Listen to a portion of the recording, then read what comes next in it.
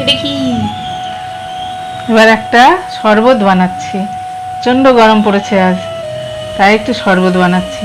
জল নিয়েছি, খাবার জল, তার মধ্যে একটু নুন দিলাম,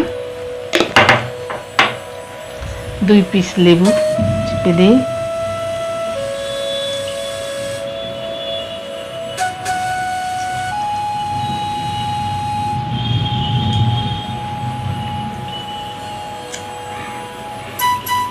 লেবু দিলাম। এবার একটু চাট মশলা,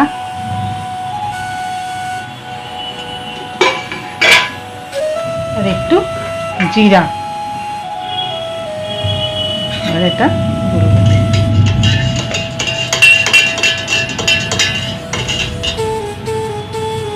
এই শরবতটা খেয়ে দেখো, খুব ভালো লাগবে, বিনা চিনিতে শরবত। হেলদি।